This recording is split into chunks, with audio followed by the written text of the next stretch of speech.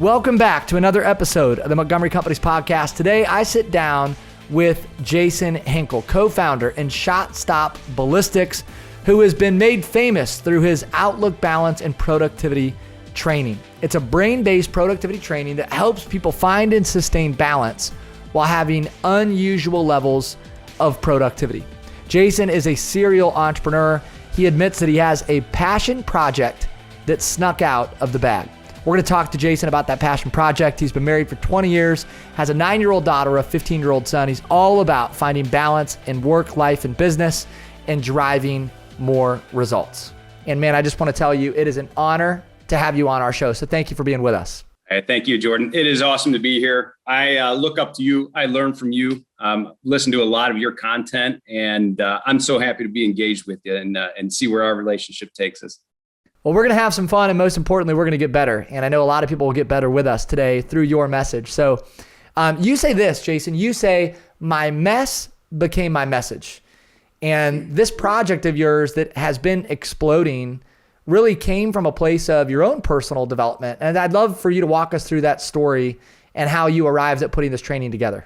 All right. Well, no, that's exactly right. I mean, I don't even remember I heard that. My mess became my message. I think it's been passed around, but that truly was how this balance and productivity training evolved. I was a young guy who worked. I knew about grit. I knew how to trade hours in for dollars, and it worked. I learned how to be a yes man and climb by being a yes man, and I fully realized the cost of doing that.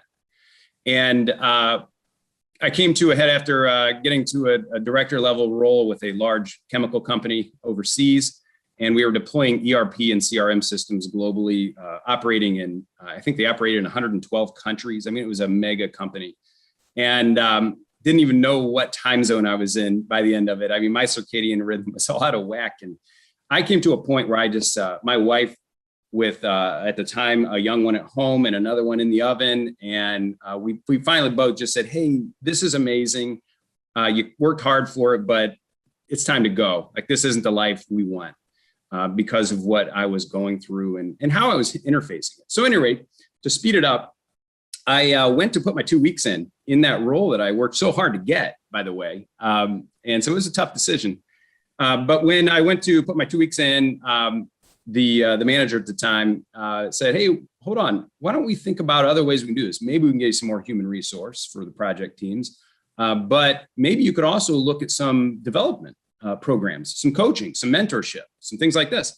So I took him up on the offer. We pushed pause on me heading out, and I ended up going through some really interesting trainings that are pretty unusual, ranging from flow state entry, how to enter flow state at work, how to reduce cognitive switch tax in working and in life in general. These are all what I like to call meta skills, where, learning that impacts every single thing in your life, kind of like reading a skill that you learned. And because of it, well, it meant something for everything. So I picked up on some of these skills, and ironically, after getting through a period of about 6 months of kind of going through these coachings, intimate coachings, deep dives inside, had to ask some tough questions about my mental habits, about the way I interface the world, and how much of this is my fault by saying yes so darn much. And so we can get into some of that here down the road when we get into a little more application based conversation. But I got out of that, overlaid a lot of what I learned onto Microsoft Outlook at the time, because that's the platform we were using in that company. But it doesn't matter if it's Google or any of the other platforms. And Jordan, I'm not exaggerating. On the other side of that, I felt like I was cheating compared to everyone else around me. And I mean everyone else. And so I knew I landed on something big, to the degree where AkzoNobel actually flew me around out of role to train other managing groups on how to utilize Outlook in this way, or how to do this modality of work, let's call it. Wow. And so that's where it was born. And from that point, I thought, hey, I have a business on my hands here, because everyone I know is, hamster wheel, sprint working, shallow working, trying to drink from the fire hose of email all day long. And it's knocking them off balance versus the dream making from a stable and balanced position, which I found. And I just want everyone in the world to know about it. And so that's probably how, that's how you heard about it, is some people went through the training and put their teams through it, and it makes a serious impact immediately. So. Well, I'm just going to give another shout out to our two mutual friends, Dave Keeker and Dan Hamilton, that just swear by your training. And these guys are highly productive, executive leaders.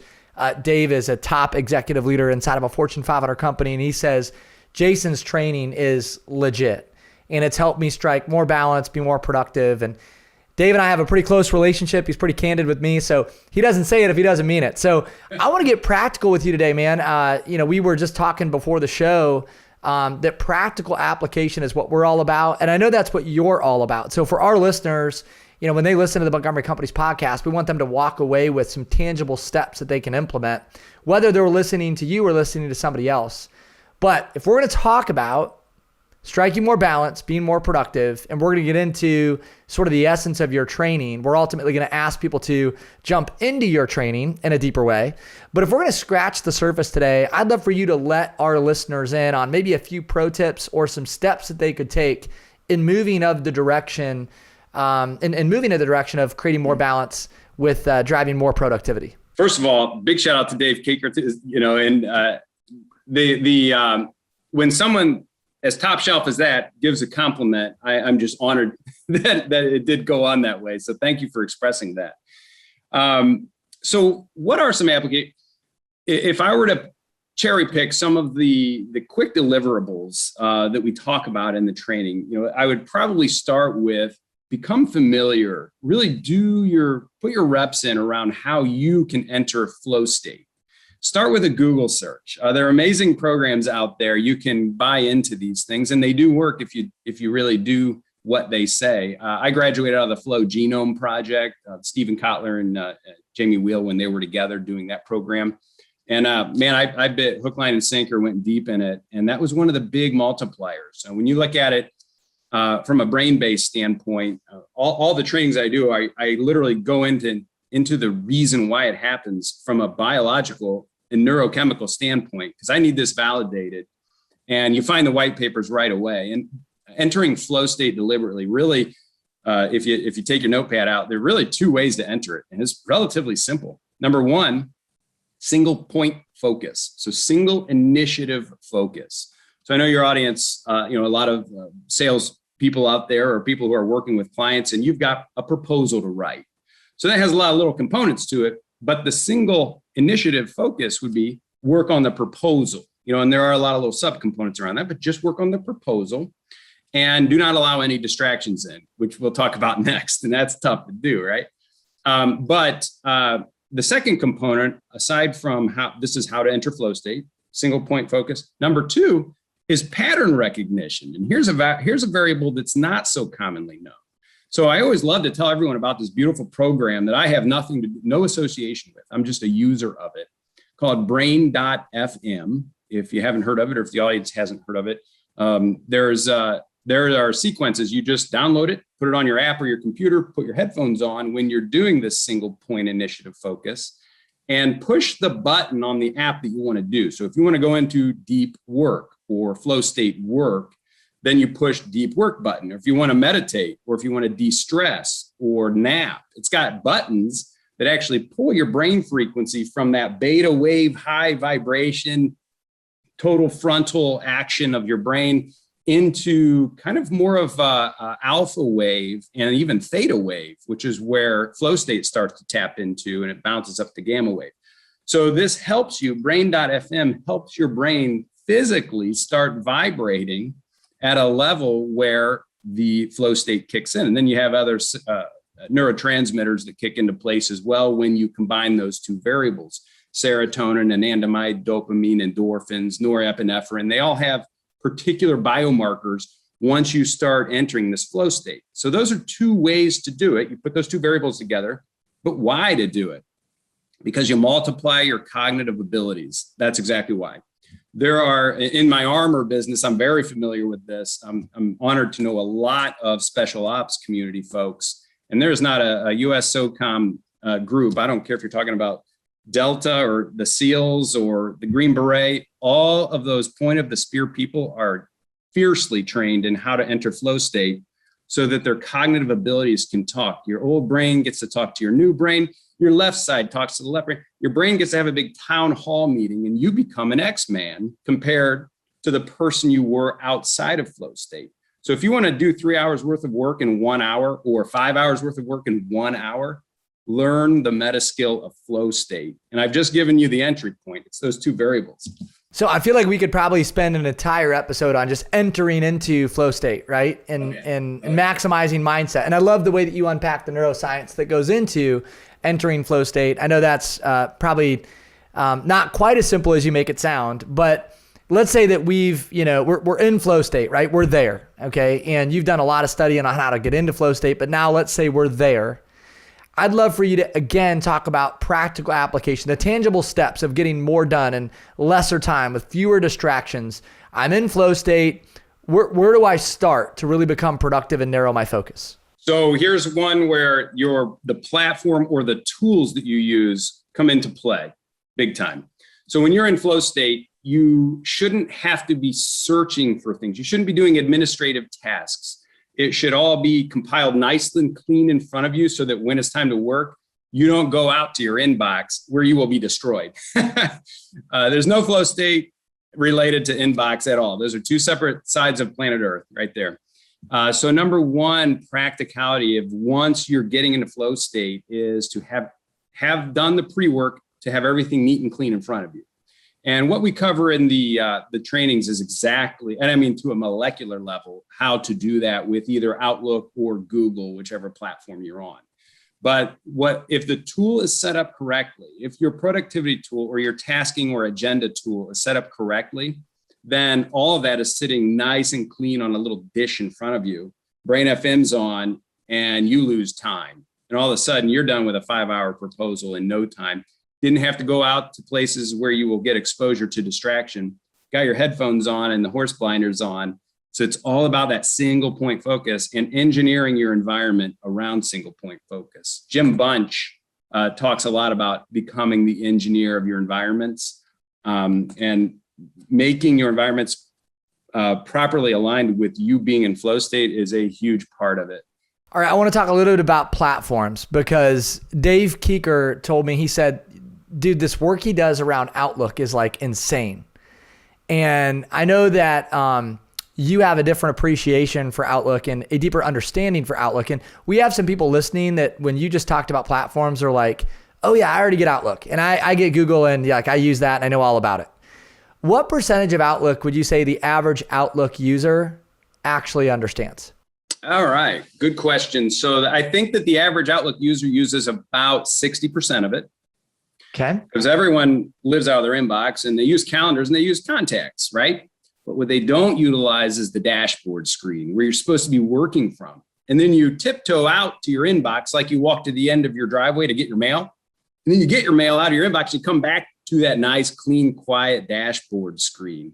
You don't use your mailbox at home at the end of your driveway as a file cabinet. You don't use it as a task list. It's supposed to just be a delivery mechanism and get the heck away from it. You don't wait for the mailman to come back like we do in our inbox. I mean, we're using it the wrong way. I love to talk about the example. If you go into a steak restaurant, you pick a steak knife up by the wrong end. You got the right tool, but if you pick that steak knife up by the wrong end and try to cut through the steak, you're going to have to push harder to get through it. You're going to cut yourself. You're going to bleed all over the plate. You're going to gross some people out around you. These are the things that are happening to people when they work with their inbox showing and they work out of their inbox all day long. It's destroying any possibility of entering flow state or really developing a dream in a quick way.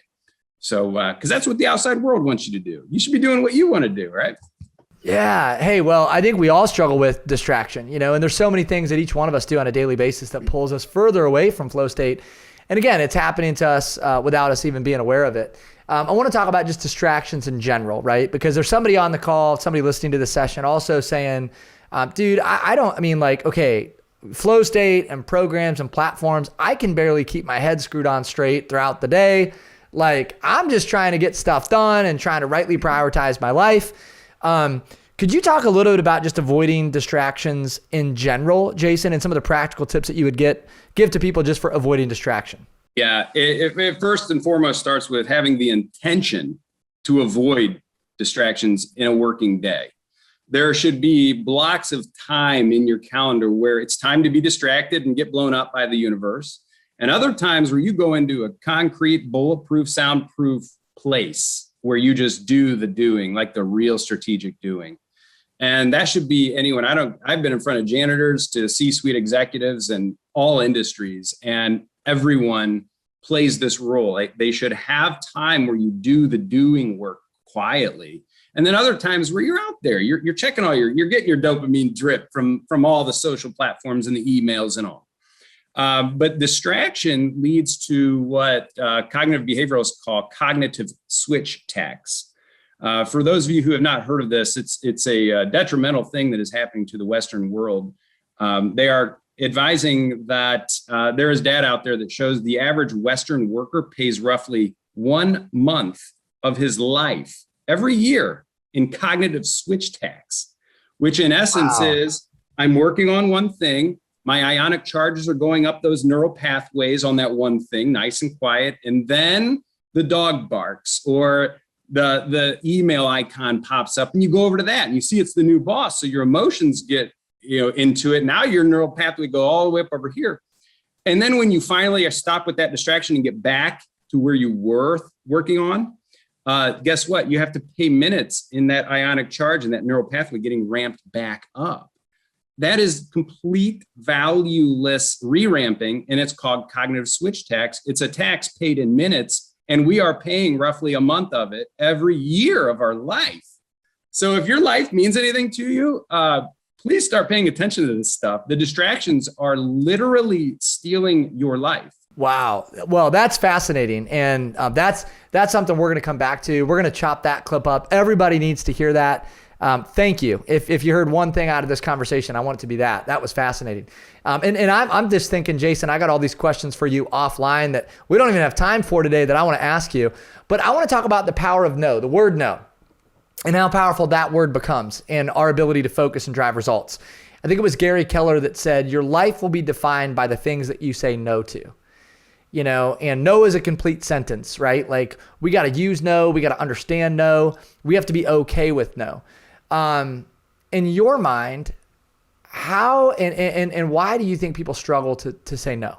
I believe people say no, even when they know it's eating at their lives, because they're committing to things that really aren't building their dream. Because deep down inside, it's a trance of unworthiness that goes something like this. And I've done a lot of work in my own narrative. And so I know this is a pretty common one for people who dive deep. When I tell someone no, whether it be a senior manager, a coworker, a customer, especially, a spouse, a mom, a dad, a lady across the street, when I say no, what I used to truly believe without saying it in my mind was that person will believe I don't love them or that I don't respect them. And so I'm going to say yes, because I want them to feel good, because I'm responsible for everyone's emotions in the room. That was the crux of it for me. And I think it's the crux of it for a lot of people. Some people can say no quite comfortably. So I put a lot of work into the art and the craft of saying no and doing it in a mature way. And I tip my hat off to Greg McEwen and his work, his book, Essentialism, and his new book, Effortless. That dude is a master, and he is such a kind and mature person in the way that he delivers no. And one of the things we hand out from the productivity training is Greg McEwen's Ways of Saying No Maturely document.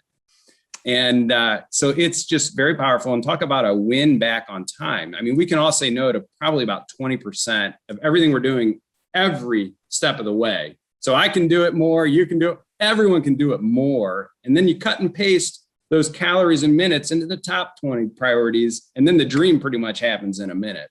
Well, I would sign off on everything that you just said about the power of no and saying no. We had Jeff Woods on our podcast, Jason, who's a guy that you need to meet if you haven't already, the CEO of The One Thing. One Thing's a fascinating book written by Gary Keller. And I asked the same question to Jeff Woods. I said, why do people struggle to say no?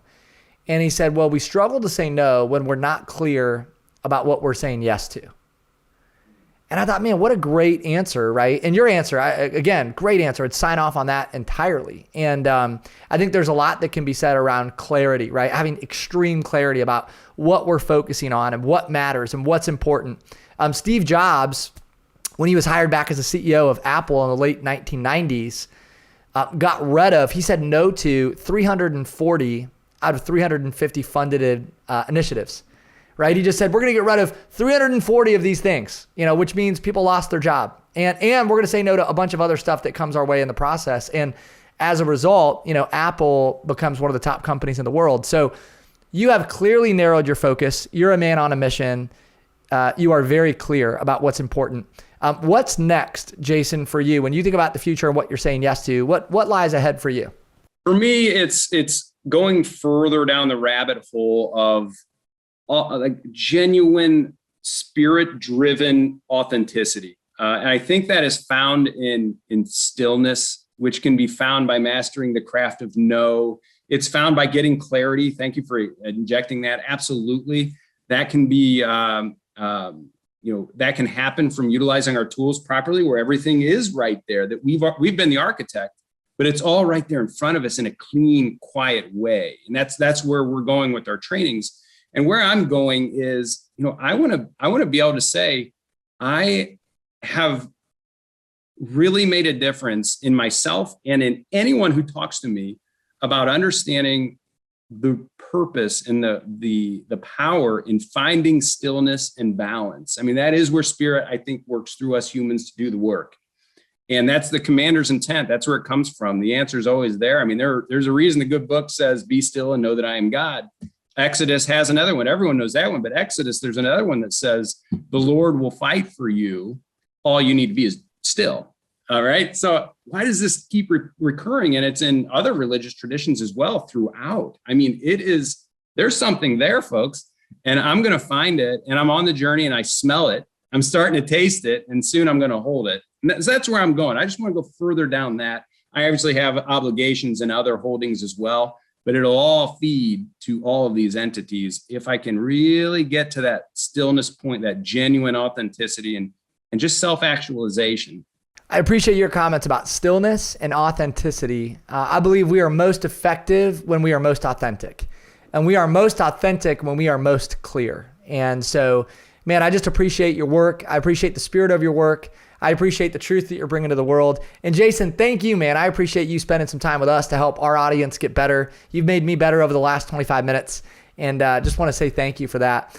Where can people find you if they want to learn more about Jason Henkel and the work that you're doing?